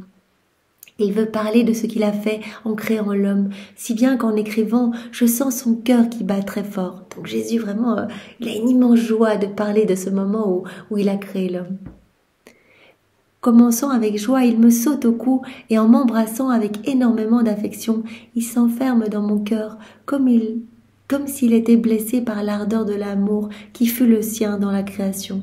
Et en adoptant une attitude de fête mêlée de tristesse, il veut être le spectateur de ce que je suis sur le point d'écrire. Donc Jésus emmène Louisa et il veut vraiment que la divine volonté lui révèle tous ces secrets d'amour que la Trinité a eu en créant l'homme. Et donc il est fou d'amour, il est fou de joie, son cœur bat fort, il veut être vraiment le spectateur de tout ce que Louisa va écrire. Et Jésus me dit, ma fille, combien de nos prodiges ont concouru à créer l'homme? Par notre souffle, l'âme a été insufflée en lui, et dans l'âme, notre bonté paternelle insuffla 3 soleils, par lesquels furent formés en l'âme le jour perpétuel et resplendissant, qui ne connaît jamais la nuit.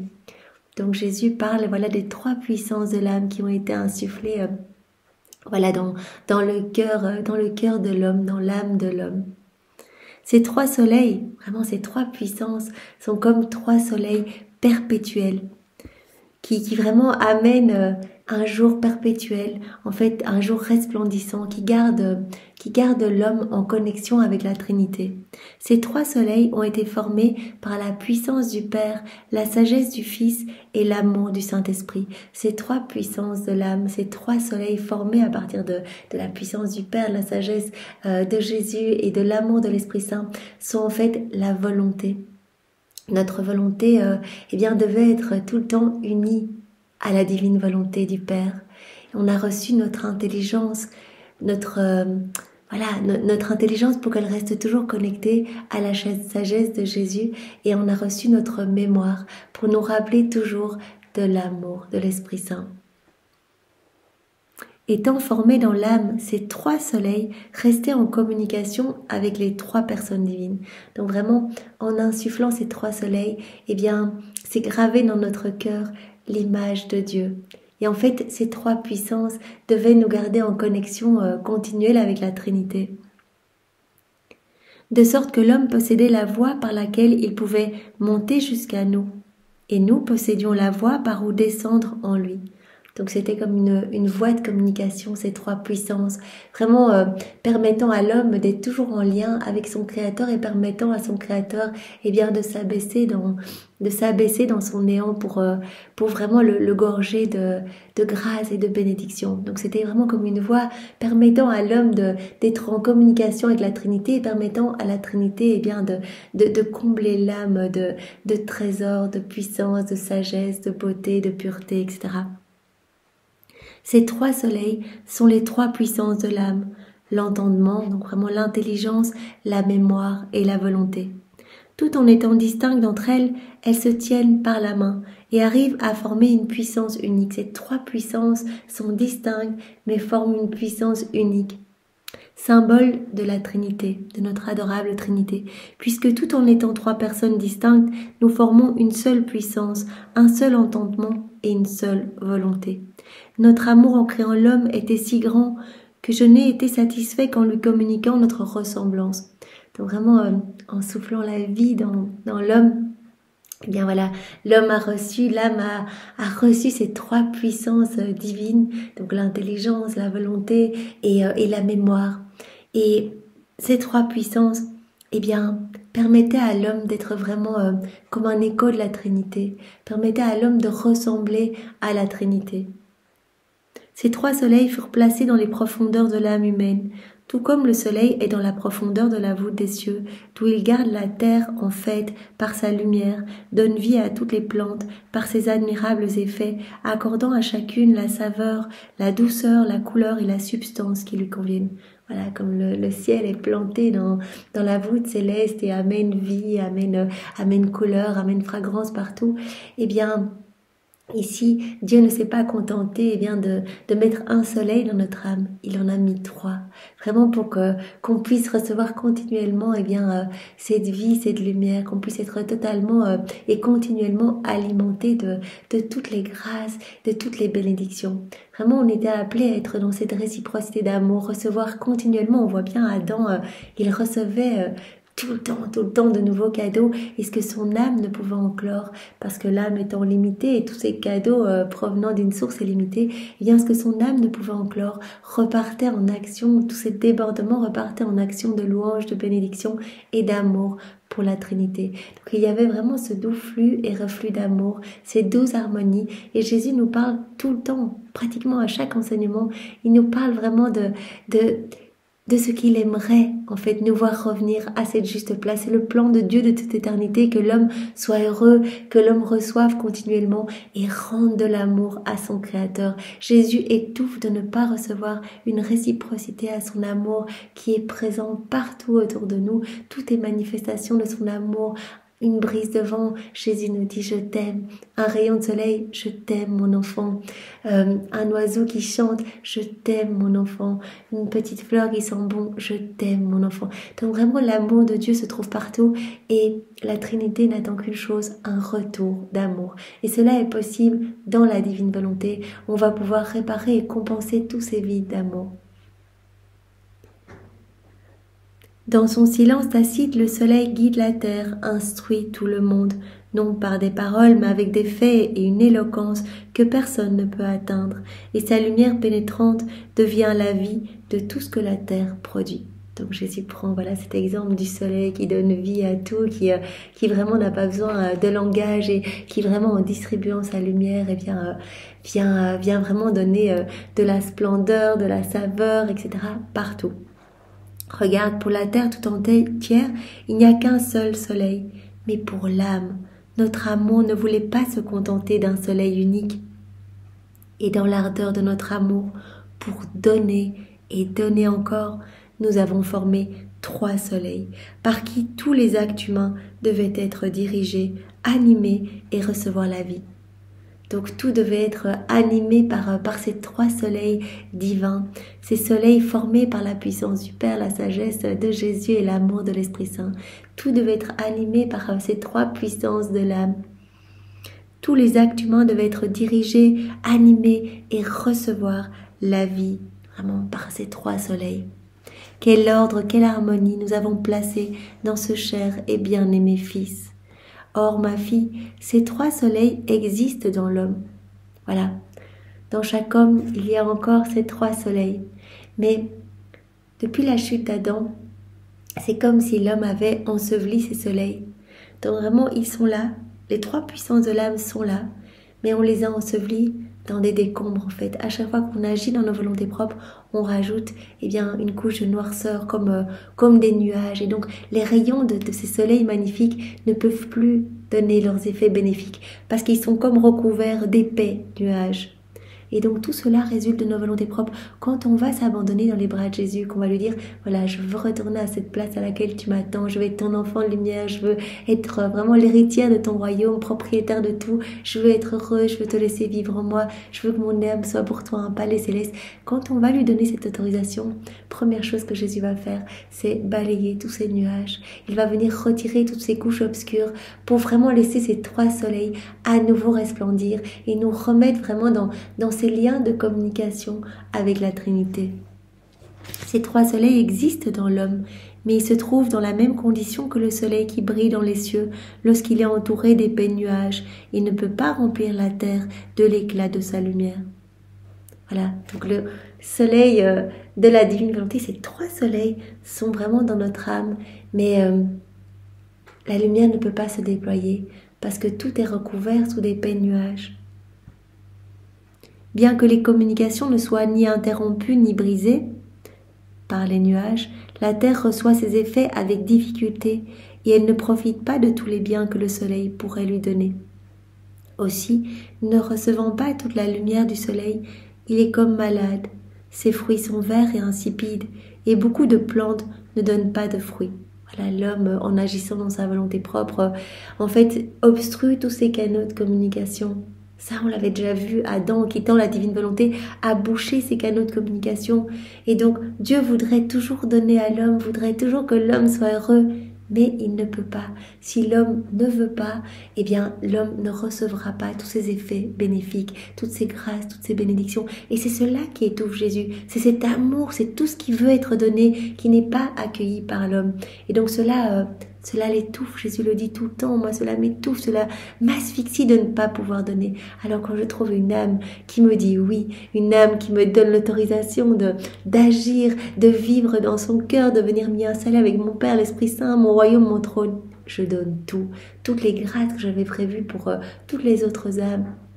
Tout ce qui m'a été remballé, tout ce qui n'a pas été voulu, je le donne à cette âme qui m'ouvre les portes de son cœur, qui me tend les bras et qui me donne une miette d'attention. Je lui donne tout, je vais lui donner les grâces que j'avais prévues pour 10, 20, 100, 1000 personnes, un pays entier, puisque cette âme, dans ma divine volonté, va réparer et va me donner l'amour que les hommes ne m'ont pas donné, que 10 personnes, 20, 100, 1000, un pays entier, tout cet amour qui ne m'a pas été rendu, cette âme va le faire au nom de tous.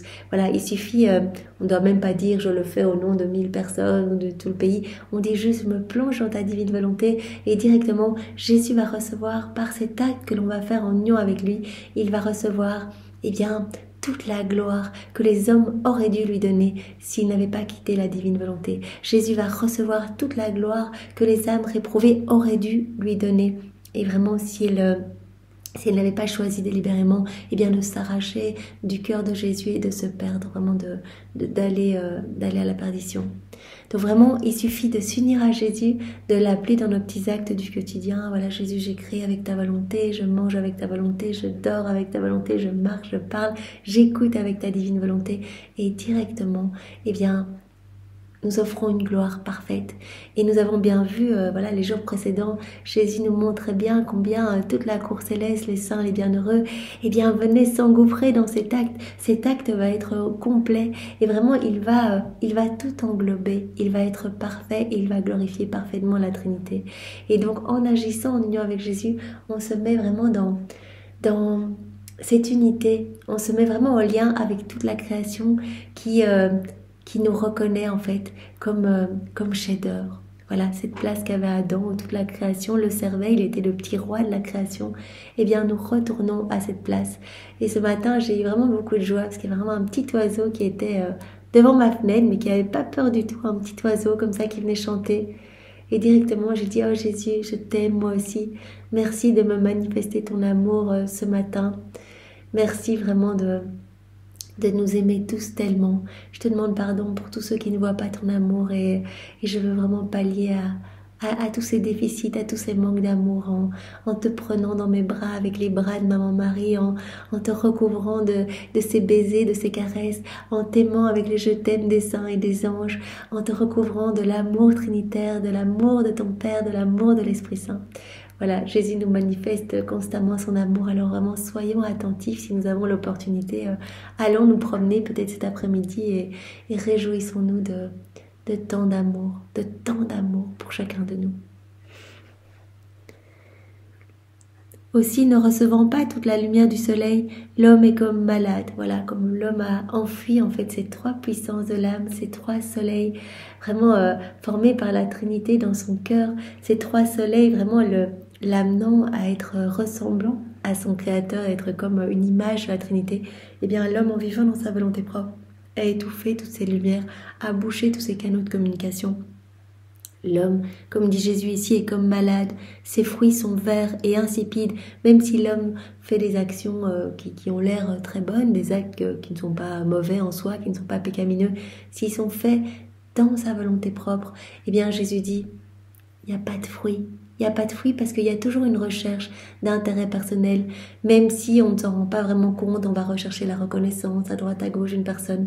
Tandis que dans la divine volonté, Jésus dit en fait je dépouille l'âme pour qu'elle ne fasse plus rien pour elle-même, mais que ses yeux restent tout le temps fixés sur moi. Quand elle agit, c'est uniquement pour me consoler, uniquement pour m'aimer. Donc vraiment, elle n'aura comme visée eh bien, que ce que j'avais moi comme visée lors de mon passage sur la terre, c'est-à-dire glorifier mon Père, expier pour les fautes des hommes et désirer le salut de toutes les âmes. Je refaisais toutes les vies. Vraiment, je reprenais tous les actes déconnectés de la divine volonté. Vraiment, je vainquais.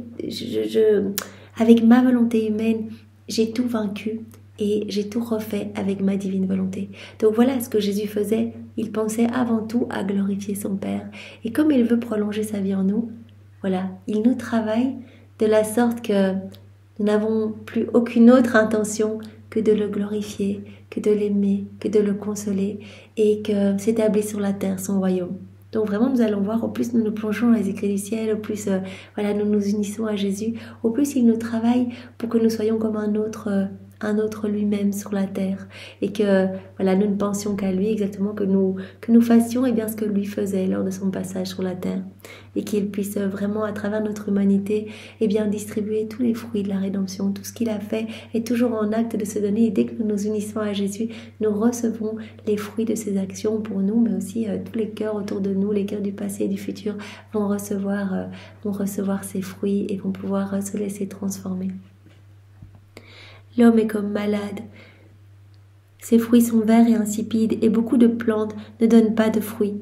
La terre est par conséquent mélancolique, sans air de fête, parce que les nuages l'ont empêché de recevoir la plénitude de la lumière du soleil pour être couronné de gloire et d'honneur. Voilà donc toute cette lumière, ces 3 soleils déposés voilà, au moment de la création de l'homme par la Trinité, eh bien cette lumière doit rendre l'homme beau, doit rendre l'homme heureux, doit le couronner de gloire et d'honneur. Et nous avons perdu cette place, Jésus le dit d'ailleurs dans les 24 heures de la Passion, et il dit mais en fait moi j'accepte, il a dit à Louisa, j'accepte d'être couronné 3 fois d'épines, couronnement atroce vraiment où j'ai l'impression que ma tête est comme ballottée dans un océan d'épines, des douleurs à n'en plus finir. Et bien pour retirer de la tête de l'homme cette couronne de péché qu'il s'est tressée en quittant ma divine volonté. Toutes ces générations voilà, qui ont vécu totalement déconnectées du divin vouloir. Et bien tous ces hommes se sont tressés une couronne d'opprobre, une couronne de péché. Et ils ne peuvent plus comparaître comme cela devant la majesté éternelle, la majesté suprême. Et donc moi j'accepte d'être couronné 3 fois d'épines pour retirer cette couronne de péché et remettre sur la tête de mes enfants la couronne de gloire, la couronne d'honneur, leur repermettre de vivre à nouveau dans la divine volonté. Et vraiment, nous avons de la chance de pouvoir lire et recevoir toutes ces connaissances qui vraiment viennent nous nettoyer, viennent parfumer notre âme, viennent nous transformer et viennent petit à petit nettoyer toutes ces mauvaises choses sombres et laisser la lumière de ces 3 soleils briller à nouveau en nous pour que nous puissions être à nouveau enfants de lumière. Telle est la condition de l'homme. Tout est en place. Entre nous et lui, rien n'est brisé. Donc il y a encore ces canaux de communication. Mais l'homme, en vivant dans sa volonté propre, les a comme bouchés. Et donc en bouchant ces canaux, l'homme est devenu aussi lui-même aveugle. On l'avait vu hier. Jésus parlait vraiment de tous ces sens qui étaient comme atrophiés. La vue, l'ouïe, voilà, la parole, l'odorat, tout est comme recouvert vraiment d'une épaisse couche de ténèbres. Et Jésus dit, il est temps que vous reveniez à moi pour que je puisse vous libérer, que je puisse faire tomber ce voile opaque de vos yeux, que je puisse faire tomber ce voile qui vous couvre les oreilles, qui vous empêche d'entendre ma voix, de répondre à mes bonnes inspirations, que je puisse faire tomber ce voile qu'il y a dans vos bouches, voilà, où vous ne parlez que des choses du monde, que vous puissiez ne voir que moi, n'entendre que moi, ne louer que moi, que vos bouches s'ouvrent uniquement pour me glorifier, que vos mains ne travaillent que pour moi, que vos pieds ne marchent que vers moi. Revenez à moi et moi je vais vous rendre lumière. Voilà, je vais déblayer votre âme. Et Jésus le dit tout le temps, c'est moi qui vais m'occuper de cette purification. Ce n'est pas vous par l'exercice de vertu, vraiment des pratiques difficiles qui requièrent bien souvent la présence d'autres personnes. Si on veut exercer la patience ou qu'on veut exercer la charité, il faut qu'il y ait une autre personne en face de nous. Si on a envie d'exercer la vertu de l'obéissance, il faut qu'on soit soumis à des règles pour lesquelles nous sommes appelés à obéir. Mais donc là, Jésus dit, non, là vous avez besoin de personne, vous avez besoin que de moi. Je vais venir avec ma maman et je vais retirer toutes les mauvaises choses de votre cœur pour que la lumière de ces 3 soleils resplendisse en vous, que vous soyez à nouveau comme de fidèles échos de la Trinité et que vraiment le soleil de ma divine volonté puisse resplendir dans votre vie, que ma divine volonté puisse être souveraine, opérante et agissante à partir de votre humanité. Tout est en place, ces canaux sont là. Entre nous et lui, rien n'est brisé ou interrompu, mais la volonté humaine a formé d'épais nuages. Elle a bouché ces canaux de communication. Et c'est pourquoi on voit l'homme sans la gloire, sans l'ordre et l'harmonie de sa création. Ses œuvres sont infructueuses, gâtées et sans beauté. Ses pas sont incertains. On peut dire qu'il est un pauvre malade. Et c'est parce qu'il ne se laisse pas diriger par les 3 soleils qu'il possède dans son âme.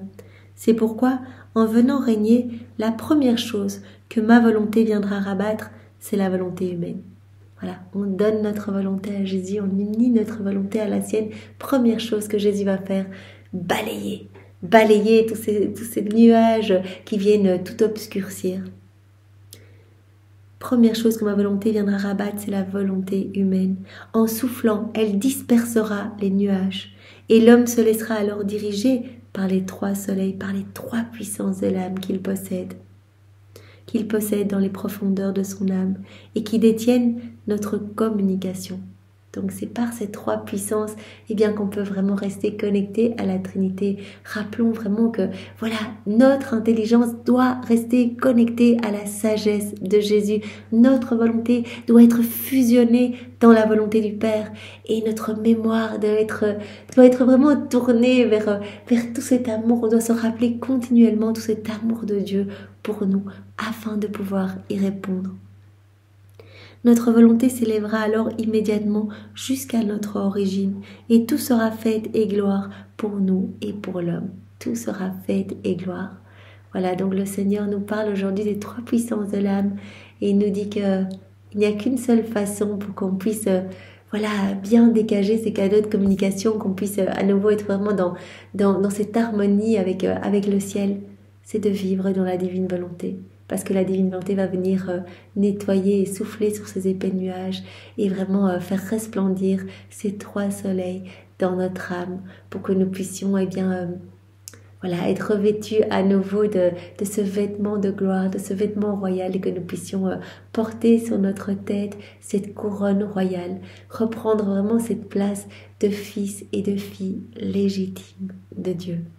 Et que tout soit en fête, vraiment que vraiment partout dans la création, partout sur la terre et dans le ciel, il y ait cette fête et vraiment nous savons bien que dès que nous nous unissons à Jésus dans sa divine volonté, partout, chaque élément créé va recevoir une fraîcheur nouvelle, les saints, les bienheureux vont recevoir une gloire accidentelle, ils sont tellement heureux de pouvoir vraiment recevoir une gloire supplémentaire. Vraiment, les âmes du purgatoire sont rafraîchies. Donc vraiment, tous vont pouvoir recevoir quelque chose de ce moment fait en union avec Jésus. Et en plus, il s'occupe de tout dans notre âme pour nous faire resplendir et dégager vraiment notre âme pour que ces trois beaux soleils resplendissent à nouveau. Merci Seigneur pour ce bel enseignement que tu nous as donné à travers la personne de Louisa. Sois loué, béni et glorifié au nom de tous avec ta volonté. Au nom du Père et du Fils et du Saint-Esprit. Amen. Soyez tous bénis. Au revoir.